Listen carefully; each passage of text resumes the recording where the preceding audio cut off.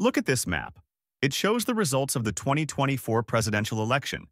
If you look at the large numbers at the top, these numbers represent what are called electoral votes. These votes are important in determining who gets into the White House. Some of you might be wondering, what about the popular vote? Doesn't that count? Let's try to unpack some of this. How and when did it start? The Electoral College was conceived and adopted in 1787 at the Constitutional Convention. It was the brainchild of our founding fathers, and it exists in the United States Constitution. Although, in the Constitution, it's not identified as Electoral College, but rather electoral. Why does it exist? The Electoral College exists as a compromise between voters in Congress and voters in the general population. Any proposal to change the electoral process would require an amendment to the Constitution. How does it work? The electoral process consists of selection of the electors, the gathering of the electors, where they vote for the next president and vice president, the counting of the electoral votes by Congress. Who are the electors? Electors consist of state-elected officials, state party leaders, or individuals in a state that have a personal or political affiliation with their party's presidential candidate. Now let's get into the meat and potatoes of this process. We know there are 50 states in the Union. Now each state has its own set of electors.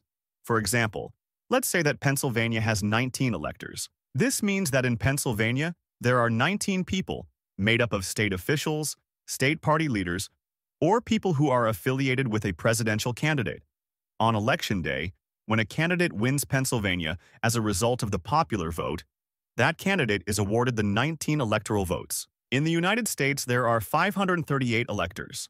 A presidential candidate only needs 270 electoral votes to win on Election Day. So the first candidate to reach that number wins, no matter what the popular vote indicates. Here's a good example.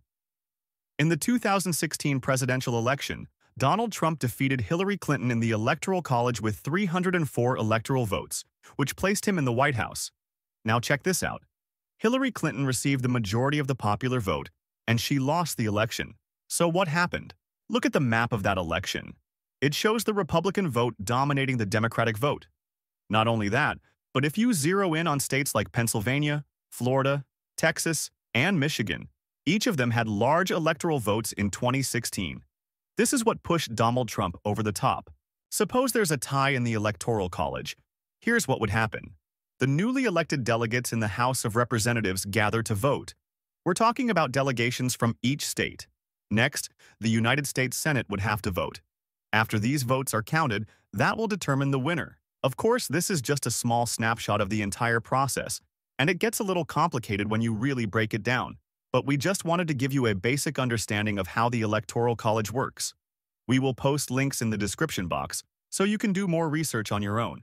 Thanks for watching, and have a great day.